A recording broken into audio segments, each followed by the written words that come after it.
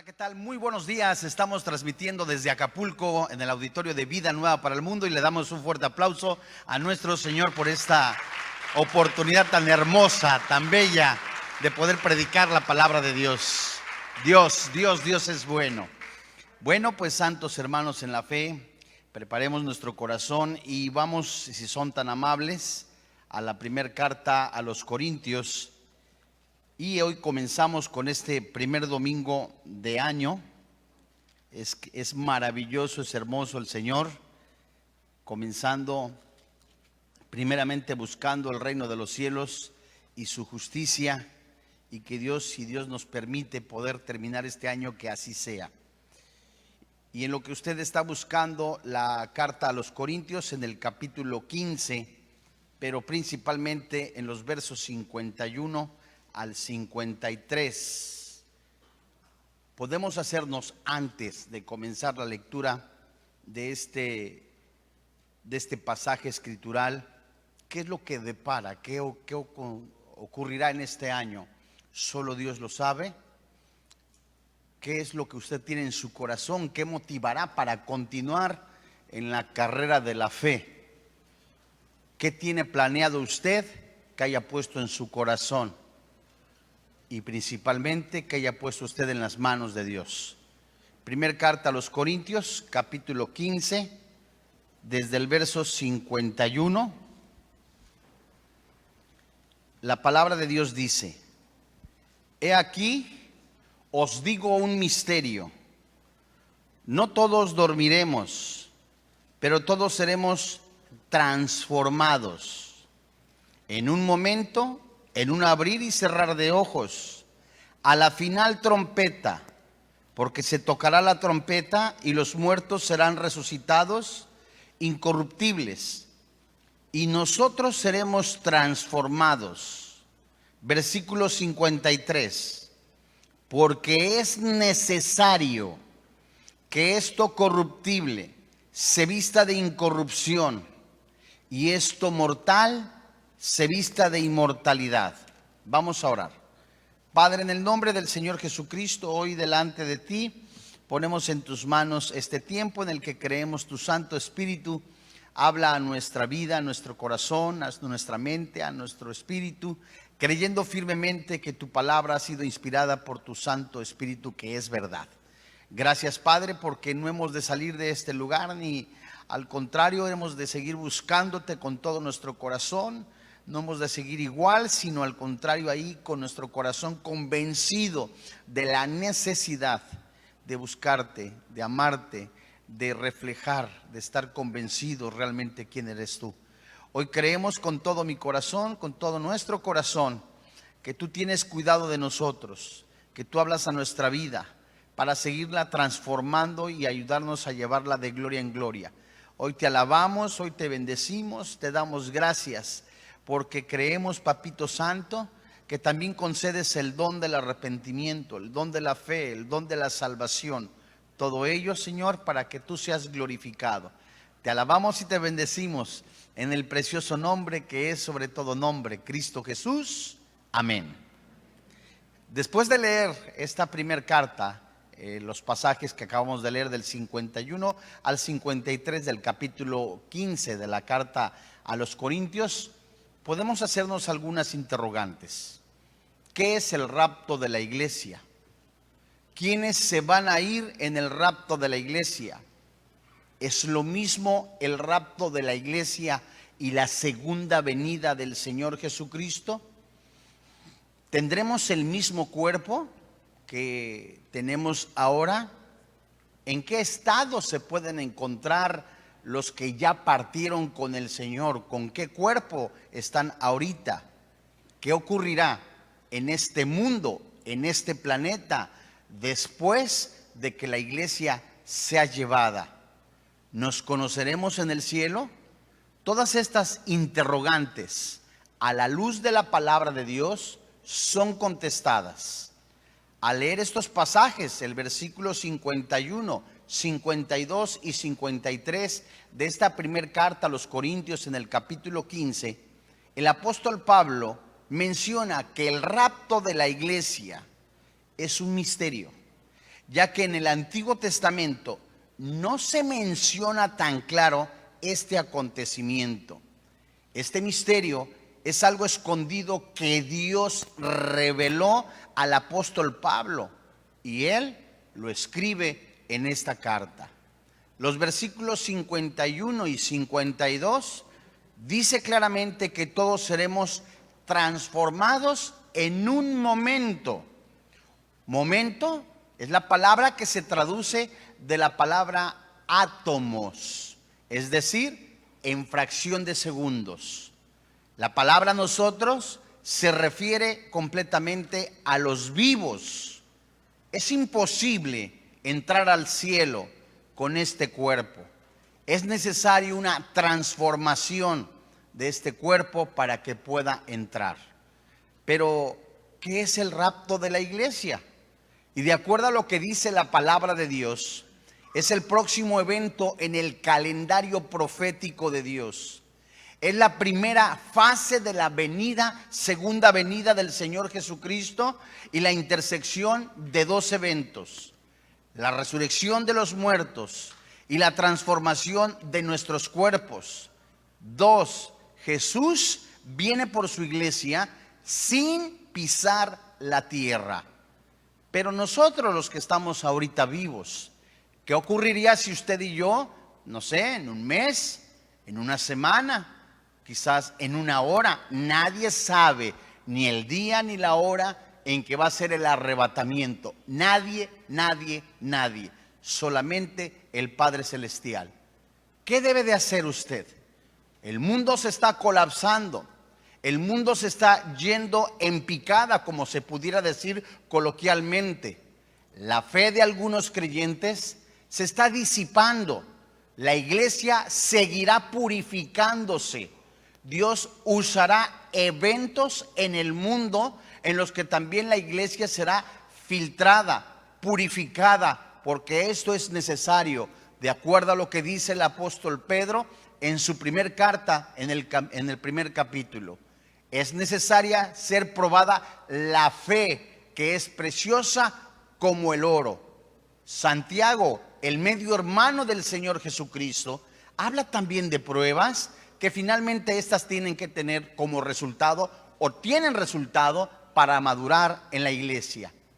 También el Señor Jesucristo mostró acontecimientos en el monte, ¿verdad? En el Sermón del Monte, como se le ha titulado a este fragmento de la palabra de Dios, en donde hay acontecimientos en donde muchos difieren. Muchos teólogos dicen que es para la iglesia, otros dicen que es para el pueblo de Israel, antes del rapto, después del rapto. Cierto es que en estancia es para el pueblo de Dios. Para la iglesia tiene que estar preparada. La palabra de Dios nos insiste de una manera hermosa en los labios del Señor Jesucristo, diciendo: velad y orad, estén preparados. En Efesios, el apóstol Pablo menciona en el capítulo 5 a la iglesia que despierte, que no se deje completamente dormir por los atrayentes del mundo. En la primera carta a los Corintios, en el capítulo 6, el Espíritu Santo habla a una iglesia inmadura, una iglesia completamente dominada, controlada en parte por la carne. Insistiendo el apóstol Pablo y comparando y diciendo la vida antes de Cristo y la vida después de Cristo. No hay términos medios.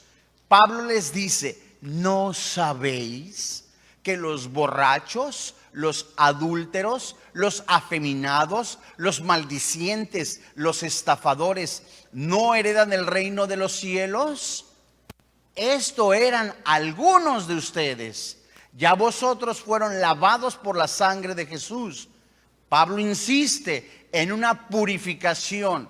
El Espíritu Santo insiste en una santificación progresiva, en una santificación perseverante, en una santificación constante. ¿Qué debe de hacer la iglesia antes del rapto? Vayamos pues primero a la primera carta a los tesalonicenses, en el capítulo 4, versículo 14 hasta el 17. Algunos nos podemos preguntar, ¿qué fue de nuestros hermanos que ya partieron en esta pandemia, en esta infección mundial?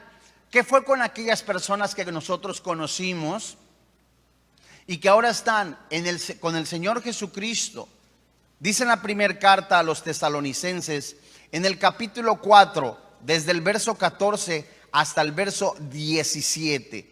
Pongamos atención, y todos los pasajes que hoy vamos a ver y el rapto de la iglesia son eventos que deben de animar a la iglesia. Dice la palabra de Dios, porque si creemos que Jesús murió y resucitó, así también traerá Dios con Jesús, ¿a quién?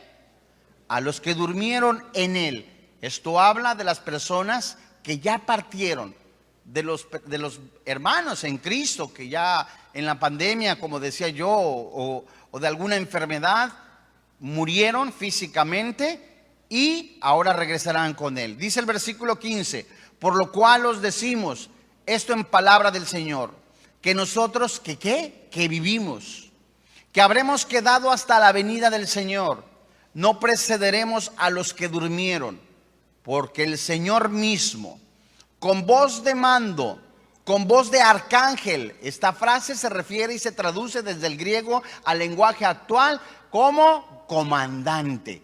Jesucristo no es un ser creado, no es un ser angelical. Esta frase con voz de arcángel denota, se traduce, la connotación, el significado es como comandante y jefe.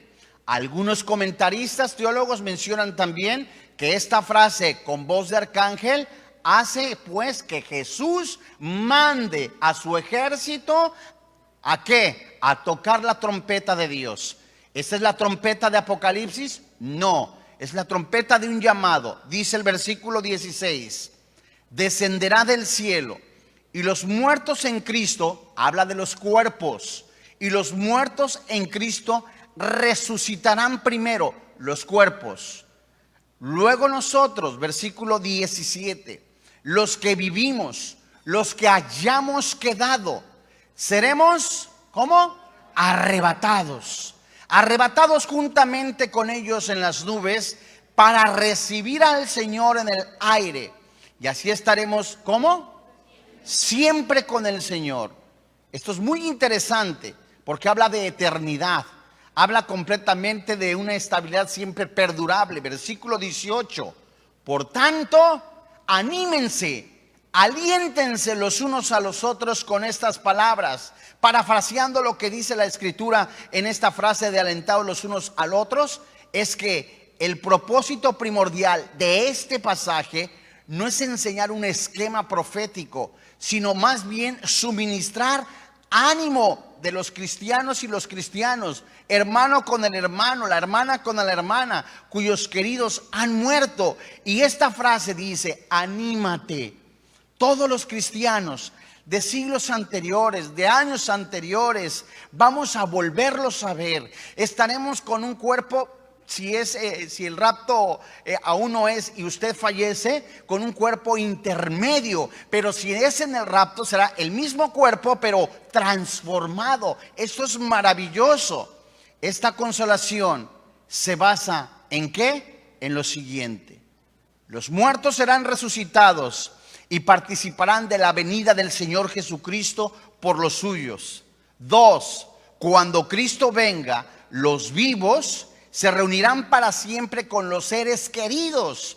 Y todos, dice la palabra de Dios en el versículo 17, estaremos con el Señor toda la eternidad. Dios mío, esto es maravilloso, porque estamos viendo un mundo que se está colapsando, un mundo que está atestado de pecado, un mundo completamente que está confundido. A lo malo le llaman bueno, a lo bueno le llaman malo.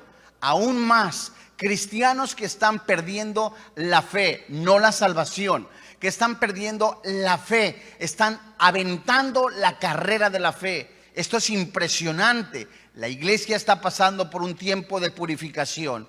Además, El cristiano en este tiempo debe de purificarse, debe de esperar. Es el tiempo de insistir, es el tiempo de continuar, es el tiempo de siguiendo poniendo los ojos en Jesús, el que es autor y consumador de la fe. Es urgente que usted se sacuda ya las antiguas vestimentas de pecado, porque si es cristiano ya es nueva criatura. Las cosas viejas pasaron, son todas hechas nuevas. Es urgente que usted ya decida sacudirse completamente esa suciedad, y si es cristiano aún más, insistir, perseverar, limpiarse de toda maldad a diario.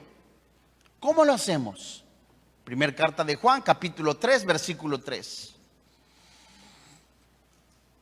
Diario tenemos que hacernos un examen, amado hermano en la fe. A diario, a diario, a diario. En la noche, si usted termina su día, examinar, pedirle al Espíritu Santo: Señor, examíname, muéstrame mi corazón, confiese sus pecados. Y la palabra de Dios purifica, la palabra de Dios limpia, la palabra de Dios nos transforma, la palabra de Dios nos alimenta, la palabra de Dios nos anima a seguir adelante. Dice primer carta de Juan, capítulo 3, versículo 3. Y todo aquel que tiene esta esperanza en Él, es decir, en Jesucristo. Todo aquel que está esperando el rapto, todo aquel que espera ver a Jesucristo cara a cara, todo aquel que anhela ver también a los hermanos en la fe que ya partieron, todo aquel que quiere estar con el Señor Jesucristo reinando, la Biblia dice, se purifica a sí mismo, así como Él es puro. Se purifica a sí mismo quiere decir, este versículo introduce una esperanza en el creyente. Vivir la realidad del regreso del Señor Jesucristo hace completamente la diferencia en la conducta diaria del cristiano. Si yo estoy esperando al Señor Jesucristo, Dios mío, mi vida tiene que ser diferente. Haciendo un pequeño paréntesis. Cuando una persona se compromete, un varón con una varona, al matrimonio, va y habla con sus papás. Pide permiso. Seguido de esto, si hay un tiempo en el que se comprometen. El varón le da un anillo de compromiso. En las fiestas judías, cuando se le daba el compromiso, el hombre pagaba la dote. Tenía que mostrar cómo la iba a mantener.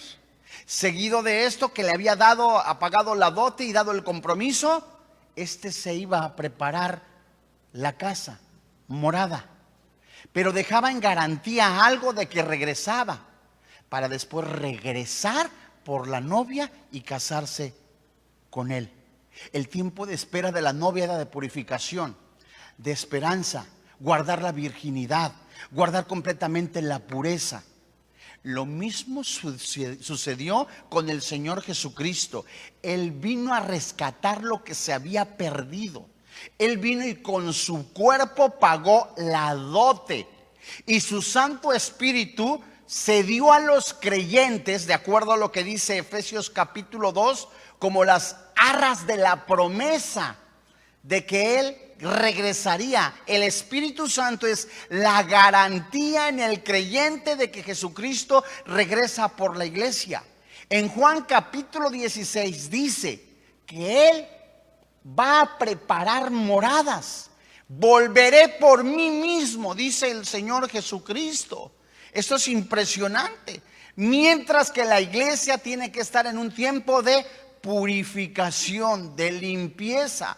La iglesia no es la invitada de las bodas. La iglesia es la novia. Esto es maravilloso. Entonces, cuando la iglesia en su corazón ya ve espiritualmente que el novio va a regresar, no sabe a qué hora, se purifica. Esto es maravilloso.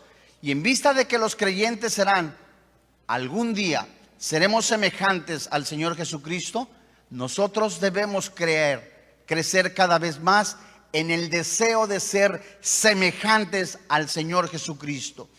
Esa era la pasión del apóstol Pablo, como quedó expresada en el libro de Filipenses. Esto demanda purificación, una purificación constante de pecado, que gran parte es nuestra responsabilidad personal. Por favor, Vaya usted a la segunda carta a los Corintios, en el capítulo 7, versículo 1. Todos nos preguntamos, ¿sabes? Es que el rapto de la iglesia, pero mientras, ¿qué hacemos? Purifícate.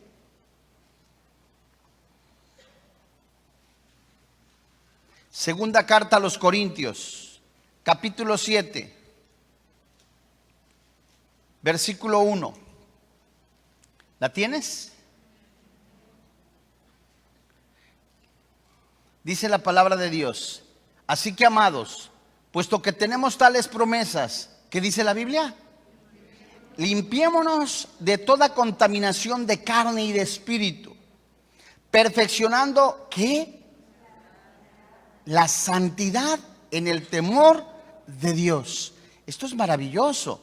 Esto es hermoso porque se nos ha dado al Espíritu Santo que nos guía en la oración. Vaya conmigo a la primera carta a Timoteo, en el capítulo 5. Primera carta a Timoteo, capítulo 5.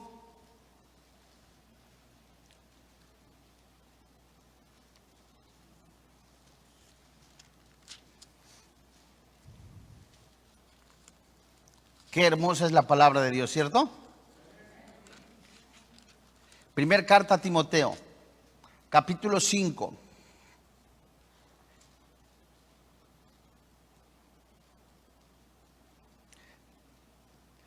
Versículo 20, ¿la tiene? Dice la palabra de Dios: a los que persisten en pecar, repréndelos delante de todos, para que los demás también teman. Versículo 21. Te encarezco delante de Dios y del Señor Jesucristo y de sus ángeles escogidos, que guardes estas cosas sin prejuicios, no haciendo nada con parcialidad. No impongas con ligereza las manos a ninguno, ni participes, ¿qué? En pecados ajenos. ¿Y qué dice al final? Consérvate puro. El Espíritu Santo está llamando a la iglesia a una santificación progresiva. El Espíritu Santo está hablando a la iglesia a continuar desechando lo que el mundo está tratando de envolver, que se le llama pecado. El Espíritu Santo está diciendo: santifícate cada día. Vayamos a primera carta de Juan, capítulo 1, versículo 9, en donde también el Espíritu Santo nos está diciendo: ¿qué hacemos? Confesar nuestros pecados. Alguno en la semana vio pornografía. Alguno entre semanas se embriagó, se emborrachó. Alguno entre semana ha estado en una práctica inmoral. La Biblia le está llamando a la iglesia: purifícate. Dios está llamando a los corazones a santificarse. Primer carta de Juan, capítulo 1, versículo 9. Si confesamos nuestros pecados, Él es fiel, ¿y qué?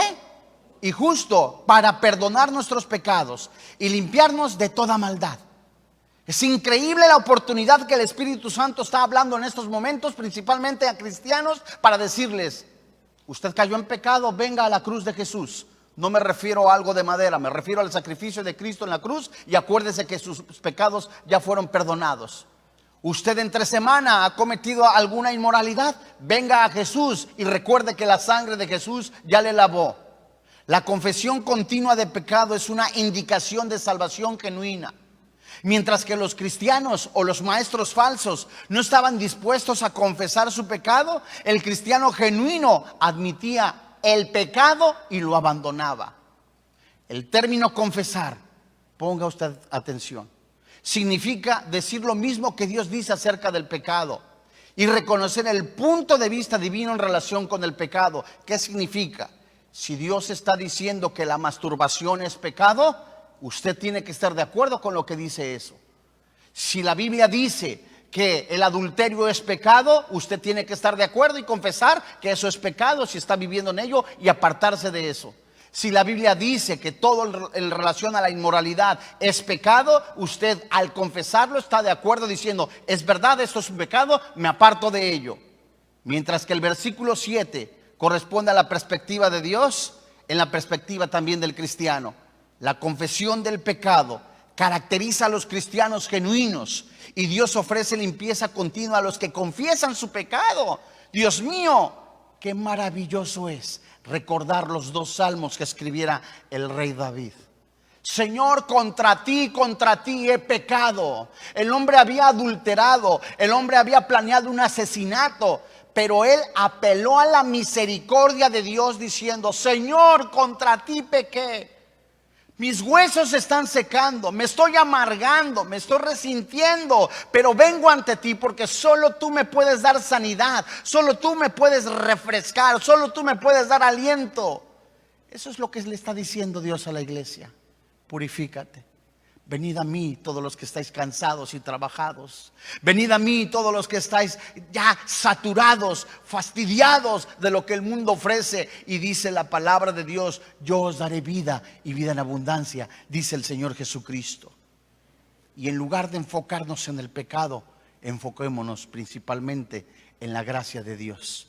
No estoy diciendo que no hagamos caso del pecado. Estoy diciendo: confiese su pecado y venga a los pies de Jesús. Tito capítulo 2 versículo 11 hasta el 14. El cristiano se santifica, el cristiano se purifica. Ahora el cristiano debe esperar el rapto. En Tito capítulo 2 versículo 11 al 14. Esto es impresionante. ¿La tienes? Porque la gracia de Dios se ha manifestado para salvación a todos los hombres, enseñándonos que, renunciando a la impiedad y a los deseos mundanos, vivamos en este siglo. ¿Cómo? Con una mente sobria, con acciones justas y buscando a Dios. Sobria, justa y piadosamente.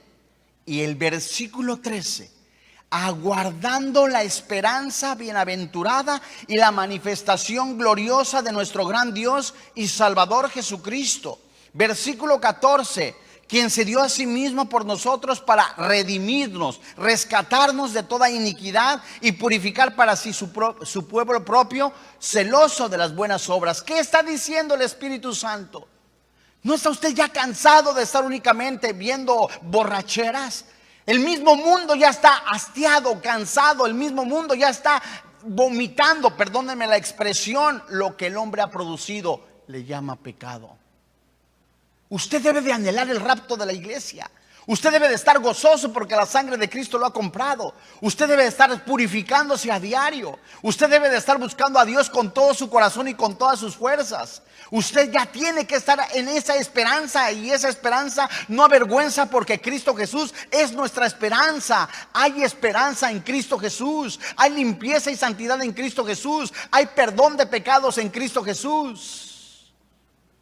El cristiano desea con fuerza que sea el rapto, porque este mundo está, de acuerdo a lo que dice Efesios capítulo 6, versículo 16, está controlado, manipulado por el maligno.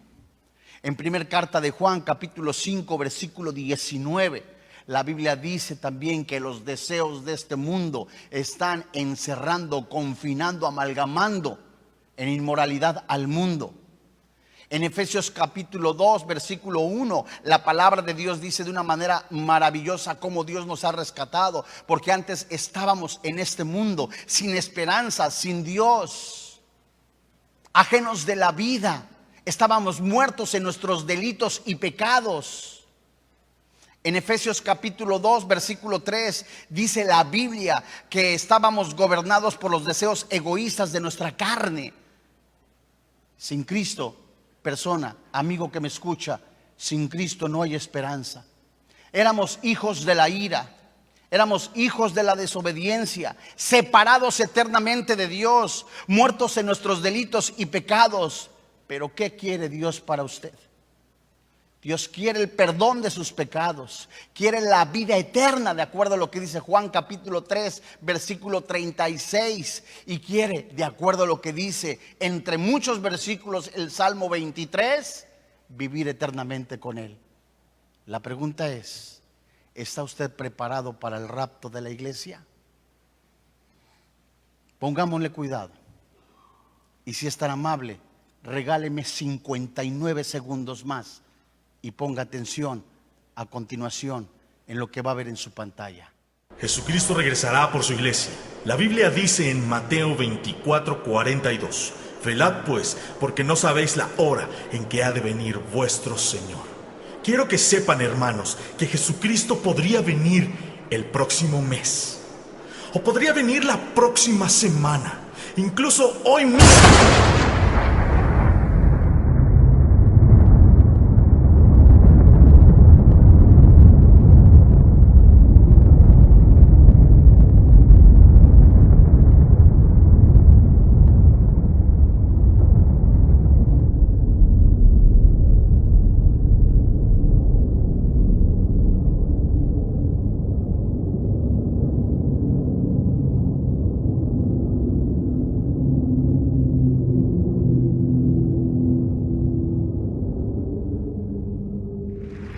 ¡Anímese!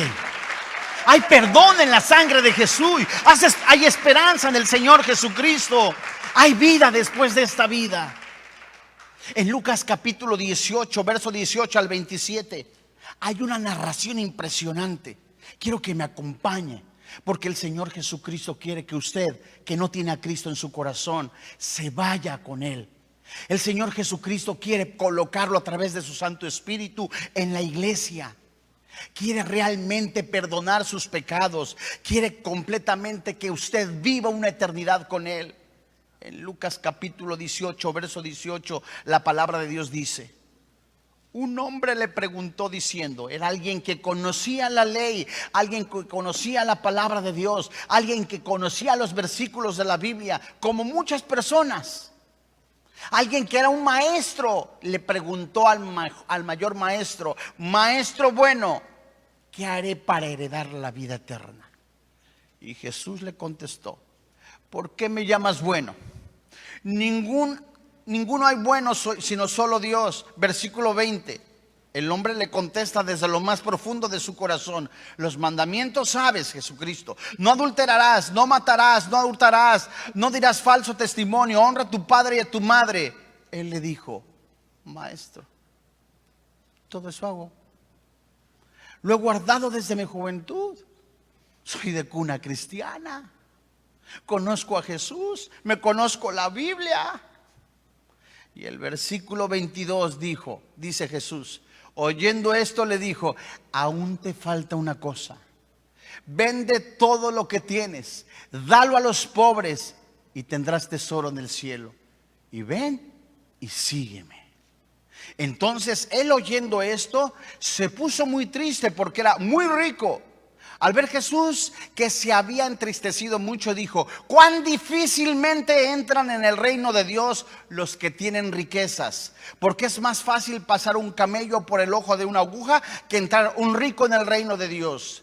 Y los que oyeron esto dijeron: ¿qué pues? ¿Quién pues podrá ser salvo? Él les dijo: lo que es imposible para los hombres es posible para Dios. Jesús estaba hablando acerca de las riquezas materiales. No, amigo. Estaba hablando literalmente de las riquezas religiosas. Lea todo el contexto. Entre este capítulo, entre esta porción escritural, la antecedente y la que le sigue, hablan de salvación. Hablan de que este hombre había puesto su confianza, su esperanza en las ordenanzas y mandamientos judíos, las ordenanzas y mandamientos humanos. Entonces él se sentía rico en ese sentido, diciendo: he hecho todo, participo los domingos, entre semana hago esto, entre semana hago aquello, por eso soy salvo. De ninguna manera, amigo. Aquel que reconoce su miseria espiritual, su bancarrota espiritual, y únicamente ve a Jesucristo como su Salvador personal, ese es el que tendrá el reino de los cielos. Aquel que dice: miserable de mí porque soy pecador, no tengo con qué pagar la salvación. Solamente hay esperanza en Cristo Jesús.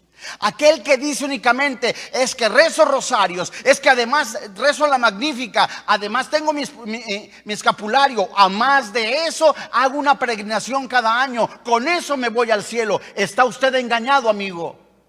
En el momento que nosotros vemos esa bancarrota espiritual, esa miseria espiritual, que nada se puede pagar la salvación, y vemos únicamente el sacrificio expiatorio de Jesucristo en la cruz, Jesucristo, su Santo Espíritu, conceden el don de la salvación.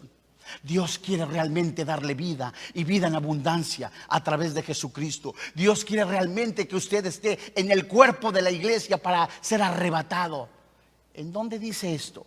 Vamos a Mateo capítulo 5, versículo 3. Usted necesita reconocer su pobreza espiritual. Usted necesita reconocer que el único que tiene las riquezas espirituales para el perdón de sus pecados es Dios nada más. En Mateo capítulo 5, versículo 3, la Biblia dice: bienaventurados los pobres de espíritu, porque de ellos es el reino de los cielos. Esta palabra pobres de espíritu, en lo opuesto a la autosuficiencia, a la autojustificación, se refiere a la profunda humildad de reconocer absolutamente la miseria, la bancarrota espiritual de sí mismo cuando estamos apartados de Dios. No son los ritos ceremoniales, no son los mandamientos de la Santa Madre Iglesia, no es la imposición de manos cuando usted era infante, no es el bautismo infantil, tampoco es la declaración en alguna denominación religiosa lo que le hace salvo. Es solamente Jesucristo, el camino, la verdad y la vida. Esta es la fe que nosotros predicamos, que si confesares con tu boca que Jesús es el Señor, que Dios le levantó de entre los muertos, eres salvo. Palabra fiel y digna de ser predicada a todos, que Cristo Jesús vino al mundo a salvar a los pecadores, y Dios es Dios por sobre todas las cosas y quiere darle el perdón de sus pecados. Qué maravilloso es Jesús. Aquel que dice: Dios mío, qué miserable. Ni son los ritos ceremoniales, ni tampoco son las procesiones, ni tampoco son los mandamientos de la Santa Madre Iglesia. ¿Con qué pago la salvación? Hay poder en la sangre de Jesús. Hay poder en el sacrificio de Cristo en la cruz. Porque ni los borrachos, ni los adúlteros, ni los afeminados, ni los maldicientes, ni los estafadores heredan el reino de los cielos. Pero hay esperanza, porque la sangre de Cristo limpia todo pecado. Ese es el perdón de toda la historia. Que Jesús vino al mundo a salvar a los pecadores. Que Jesús vino a salvar lo que se había perdido. De estos, de los que reconocen a Jesús, es el reino de los cielos. Es la verdad de la salvación, que por la gracia claramente propuesta es el primer versículo en el Sermón del Monte, en donde Jesús estaba enseñando el regalo de la salvación a aquellos que dicen: no puedo pagar. Esa es la fe que nosotros predicamos. Y en el Evangelio de Juan usted tiene que reconocer algo: que de tal manera amó Dios al mundo, que ha dado a su Hijo unigénito, para que todo aquel que en él cree no se pierda, mas tenga vida eterna. Porque no envió Dios a su Hijo al mundo para condenar al mundo, sino para que el mundo sea salvo por él. Hoy en esta mañana usted no puede salir por esa puerta sin antes declarar a Jesús como su Señor y como su Dios. Hoy en este día usted no puede salir de este lugar o apagar su televisor o su dispositivo sin antes decir: confirmo mi fe, es Jesucristo el camino, la verdad y la vida. Es Jesucristo el único, el que me lleva hacia el Padre. Eso es maravilloso, es el regalo de salvación en la persona del Señor Jesucristo. Acompáñenme por favor a Juan capítulo 6, versículo 39.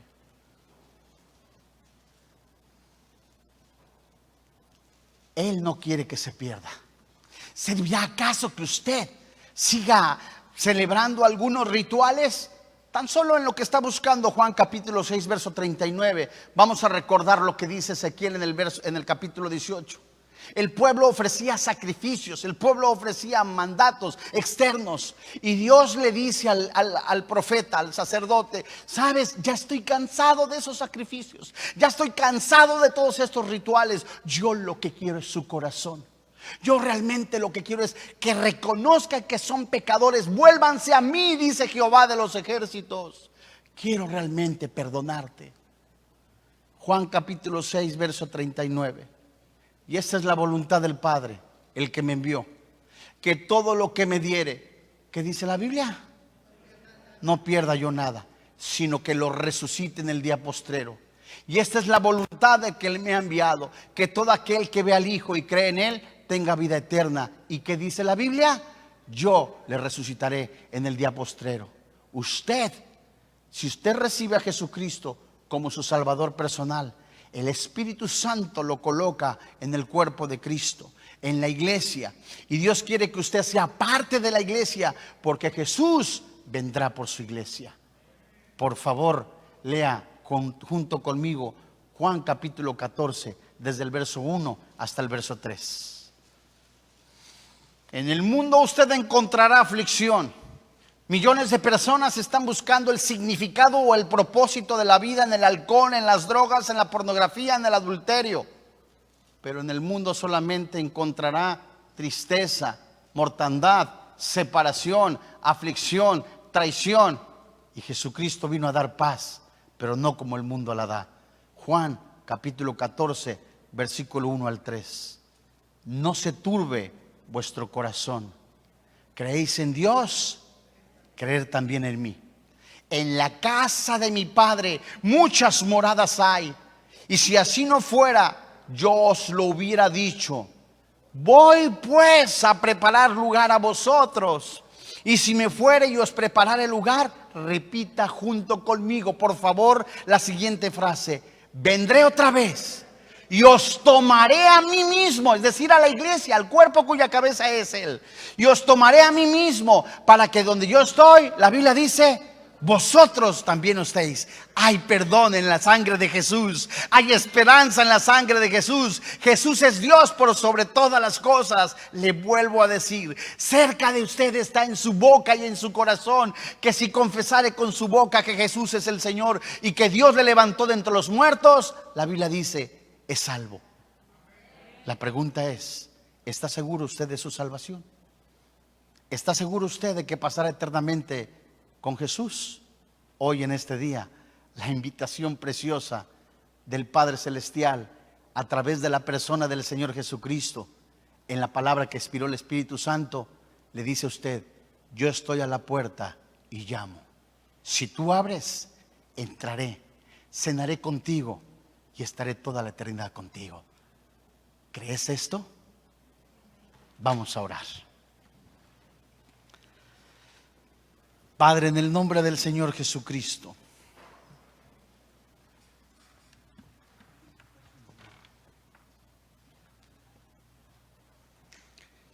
Padre, en el nombre del Señor Jesucristo, hoy delante de ti, te alabamos, te bendecimos, te damos gracias, papá. Gracias, papito lindo. Gracias, Señor, porque hoy en esta tarde, en esta mañana, grande es tu misericordia, grande es tu bondad. Has enviado a tu Hijo Jesucristo, esa luz verdadera que viene a los hombres, ese verbo que se ha hecho carne, el que habitó entre nosotros, ese Dios invisible, el Dios que mantiene el sol, la luna, las estrellas en su lugar, las millones de galaxias que están colocadas perfectamente en el universo. Ese Dios las ha creado. Ese Dios santo y verdadero, maravilloso. Ese Dios que se humilló a sí mismo siendo en semejanza de hombre, se hizo visible, se mostró a los hombres diciéndoles: yo soy el camino y la verdad y la vida. Yo soy el pan de vida. Yo soy el cordero de Abel. Yo soy la puerta por donde entran las ovejas. Yo soy el gran yo soy. Yo soy el príncipe de los pastores. Yo soy la escalera de Jacob. Yo soy el alfa y omega, el principio y el fin. Yo soy el que quiere entrar en tu corazón. Yo soy el que me puse en tu lugar, dice el Señor Jesús. Y si tus pecados fueran como el carbón, emblanquecidos serán con mi sangre, dice el Señor Jesús. Ya deja de estar de espectador. Ya deja de poner los ojos en el mundo. Sígueme, dice el Señor Jesús. Anda en vida nueva, en estas sendas que yo he preparado. Y si tu maldad viene a tu mente, hoy yo te daré un corazón nuevo, un corazón de carne, que con mi sangre ha sido lavado y limpiado. Venid a mí todos los que estáis cansados y trabajados, dice el Señor Jesucristo. Ven a mí, porque yo he preparado moradas, dice el Señor Jesús, para estar toda la eternidad contigo. Yo te resucitaré en el día postrero. ¿Crees esto? Ven a mí, dice el Señor Jesús. Y hoy en esta mañana, así como tiene los ojos cerrados aquí en este auditorio, hoy este llamado de salvación lo hace no el predicador, lo hace el Espíritu Santo. Este llamado de venir a una nueva vida, al perdón de tus pecados, al regalo de la vida eterna, al regalo de salvación, te lo está haciendo a ti de forma directa. Y hoy te dice: sígueme. Y todo aquel que quiera seguir a Jesús, todo aquel que quiera recibir a Jesucristo, todo aquel que quiera confirmar su fe, no se avergüence. Yo le pido de manera respetuosa, póngase en pie desde ahí, desde su lugar. Póngase en pie. Póngase en pie. Nadie lo va a juzgar, nadie lo va a criticar, nadie lo va a señalar, nadie va a murmurar de usted. No lo vamos a exhibir, no lo vamos a avergonzar. Escuche la voz de Dios. Póngase en pie. Póngase en pie. Cuando escuche la voz de Dios, no endurezca su corazón.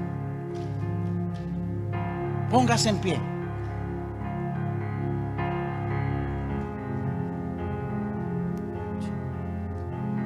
Póngase en pie. Alguien más.